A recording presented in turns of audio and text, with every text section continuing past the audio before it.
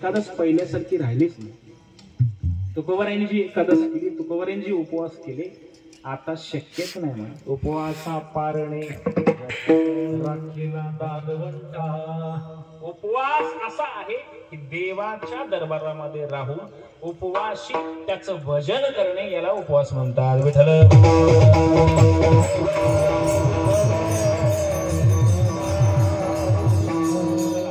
वार कोणता चालू होता? गुरुवार. गुरुवार चालू होता. गुरुवार दत्ताचा आहे आणि काही जण गुरुवार करतात लक्ष्मीचा. करताना गुरुवार गुरुवार गुरुवार करतो. किती 14 गुरुवार असतात का 7 गुरुवार असतात? 40. किती असतात? बोला गड्या माय काय तर म्हणा की कौवा आणलं जातं की 5-50 करते नाही काय? 14 का 7 किती? आई शपथ सांगा, नवऱ्याच्या पाया पडता तुम्ही 5 गुरुवार मध्ये चांगलं लोक वाटते. हे बघा, जगातला पहिला देव म्हणजे जन्म देणारा घ्यायचा काय आपला बाप आहे. दुसरा देव म्हणजे स्वामी आपला नवरा आहे. नवऱ्याच्या पाया पडलं. स्वामी काज गुरु भक्ती, पितृ वचन सेवा पती. पतीची सेवा न करता पांडुरंगाची वाऱ्याचं केलं तर देव पावत. रोज उठल्या उठल्या जर तुम्ही अलीकडे पाया पडत नसेल तर वार बघून तरी पाया पडा. नवऱ्याच्या पडा माया पाया पडा, पण ते चांगला नमुना असेल तर पडा.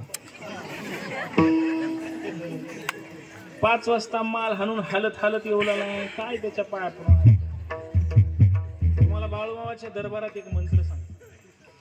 जर त्याची तुम्हाला दारू सोडवायची असेल, व्यसन बंद करायचं असेल, तर एक मंत्र आहे तुम्हाला सांगतो, ते यूज करा घरामध्ये. तुम्ही स्वयंपाक बनवत असताना स्वयंपाक सुरू केला की बोलणं बंद करा आणि एकच बोला, रामकृष्ण हरी जय जय रामकृष्ण हरी. आत्ता बरं भाऊ, आत्ता बरं राहू द्या. शिष्टी म्हणलं भाऊ आता बरं लागलं. हात लावू नको, आता पाय लाव. रामकृष्ण हरी जय जय रामकृष्ण हरी. रामकृष्ण हरी जय जय रामकृष्ण हरी. रामकृष्ण हरी जय जय रामकृष्ण हरी. पूर्ण हुजूबना तुम्ही रामकृष्ण हरी शिवाय दुसरं बोलूच नका. आणि ते स्वयंपाक त्याला खाऊ घाला. 1 महिन्याच्या नंतर त्याला व्यसन नाही सोडला तर गाडीवर नंबर लिहून आहे मध्ये जाता जाता 1 महिन्याच्या नंतर फोन करा. गाडी बाळूमामाच्या दरबारात उभं राहून सांगा ही ताकद आहे. पण तुम्ही स्वयंपाक बनवत असताना तुम्हीच अगोदर व्यवस्थित बनवत नाही. बऱ्याच जणांच्या घरामध्ये चपल्या लिहून स्वयंपाक बनते म्हणाला. आता बाहेर फिरायचे, बाहेर गावला जायचे, शेतीला जायचे चपल्या वेगळे, गावाला फिरायचे वेगळे, गलीला फिरायचे वेगळे, हॉल मध्ये फिरायचे वेगळे, किचन मध्ये फिरायचे वेगळे, बाथरूम मध्ये जायचे वेगळे. आता एकच चपल्या निघायचे पूजा करायची. ते बी निघाले याचे खोडाचे लाकडा ते बी निघाले. दुसरा काही वाटलं. एखाद्या घरी जेवायला गेलो मी, ताई जेवण बस वाढायला सुरुवात केली. 7-8 चपात्या संपल्या. भूक लागून गेली. शेतीमध्ये केवढे चपात्या पीठ घेतात एवढे, सुपारी लाटायचे एवढ्या एवढ्या चपात्या. 7 संपले. 8वी चपाती. ताई चपात्या म्हणा द्यायची का? म्हणा द्यायची नाही तर हाणायची का? थांबा 5 मिनिटं म्हणा. रागा रागा टिंबून चपात्या करून आणली. एवढ्या रागानं का दिसलं म्हणून मी खाली बघलो तर काय चप्पल म्हणजे ताई चप्पल महाराज ते वाढायचे. एक ताटात वाढा, एक आता चपल्या लिहून जर आम्हाला महाराज माणसाला जर तुम्ही स्वयंपाक जेवण वाढत असाल तर कशाचं लई अवघड आहे, लई अवघड. चला स्वयंपाक बनवत असताना तुम्हाला सांगू, आता तुम्ही जे खीर खाल्ली त्याला काय मटेरियल? काहीच नाही, नुसते साखर आणि साबुदाणा पाणी. याच्याशिवाय दुसरं काही टाकलं काहीच नाही. तो प्रसाद आहे. एवढा गोड प्रसाद झाला. तुम्ही घरी सुद्धा अनुभव घ्या. एक वाटीभर रवा घ्या, त्याला लागणारं मटेरियल घ्या. दुसरं वाटीभर रवा घ्या आणि त्याला लागणारं मटेरियल घ्या. एक बनव शिरा घरी खाण्यासाठी बनवा आणि दुसरा शिरा भगवंताच्या प्रसादासाठी बनवा. आणि ते दोन्ही चव बघा. देवासाठी जे शिरा बनवतो त्याची चव बघा आणि घरी खायासाठी जे शिरा बनवतो त्याची चव बघा. जमीन आसमानचा फरक राहील. त्याचं एकमेव कारण, घरी खात असताना मरणाचा आपण शिव्या देऊन स्वयंपाक बनवतो आणि देवाचा प्रसाद बनवत असताना शुद्ध भावनेने बनवतो की हा प्रसाद माझ्या पांडुरंगाला बोलावला, हा प्रसाद माझ्या भगवंताला बोलावले. या भावनेनं तुम्ही बनवता ते स्वयंपाक गोड होते. असा जर स्वयंपाक तुम्ही नवऱ्याला खाऊ घातले तर 100% तुम्हाला नारदाच्या गादीवर उभं राहून सांगतो तो निर्व्यसनी होईल. विठ्ठल विठ्ठल.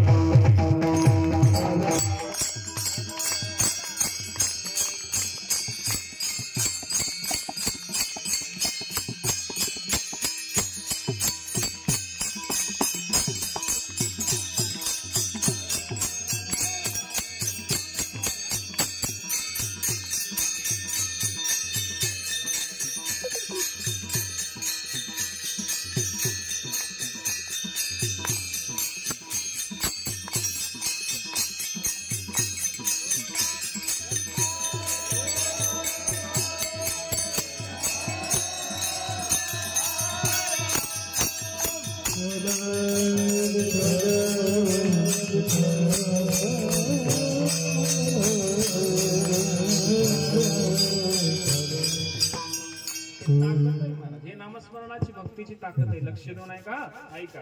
वार बदलला की देव बदलत असतो. लक्षपूर्वक ऐका म्हणजे तुम्हाला कीर्तन कळत. गुरुवार आला दत्ताचाही आहे, लक्ष्मीचा. शुक्रवार आला की कोणचा देव आला? शुक्रवारी बालाजी. आणि शनिवारी मारुती नाही. शनिवार मंगळवार आहे देवाचा. शनिवार कोणाचा आहे? शनिदेवाचा.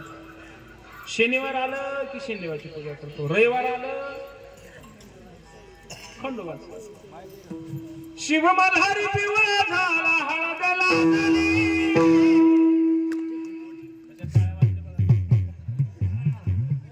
आवडीचं गीत, आवडीचं भजन म्हटलं की टाळ्या वाजतात. शिव मल्हारी पिवळा झाला हळद लागली.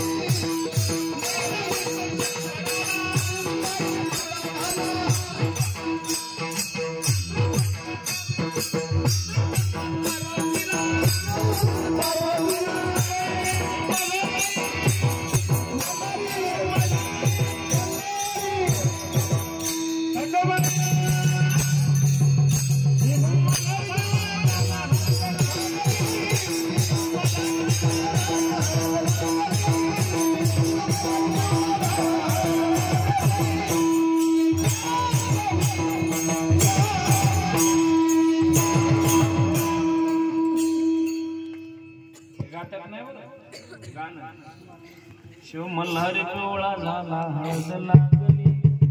आणि तुम्हाला सगळ्यालाच हळद लागली.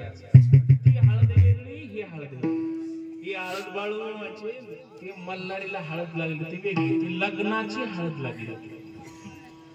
इकडं माग बोलू नका, तिकडं बोलू नका.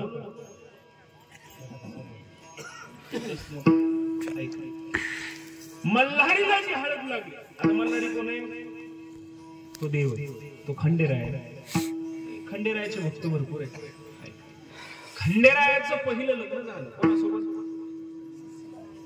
बोला गाड्या पटपट. पहिली खंडेरायाची पत्नी माळसा असून सुद्धा बाणावर जीव होती. माळसा सुंदरी तरी जीव बाणवरी, जीव बाणवरी त्याचा जीव बाणवरी. पहिली बायको सुंदर होती तरी सुद्धा बाणावर जीव गेला. देव धनगर वाड्यात घुसला. गाण्यातलं बरं, देव धनगर वाड्यात घुसला. देव पहिली बायको असताना धनगर वाड्यात घुसायचं काही काम होतं? देवाचं काम नव्हतं, तरी पण तो देव आहे. तो अखिल कोट ब्रह्मांड नायक आहे, विश्व त्याच्या ताब्यात आहे. तो देव आहे महाराज. देव त्याला म्हणावं ज्यानं एक पत्नी असून सुद्धा दुसऱ्यावर प्रेम करू शकतो, त्याचं नाव देव आहे. आपणाला एक पत्नी असताना सुद्धा दुसरी पत्नी आपण करू शकतो, असं ज्याला ज्याला वाटते त्याने हातवर नाही. घरात गेल्या गेल्या तुमचा हात मोडलं नाही, मोडलं नसेल तरी मारू मारू हात मोडतील माय घरी. अशी काही अपेक्षा करू नका, कारण तो देव आहे, त्याला जमले, आपणाला जमत. तो देव धनगरवाड्यात घुसला तरी लोकांनी गाणे तयार केले, कारण तो देव आहे. आपण जर सहज कोणाच्या दारात गेलो, जर ती दारात गेली, आपली बायको बघावं, मारामारी होते घरामध्ये.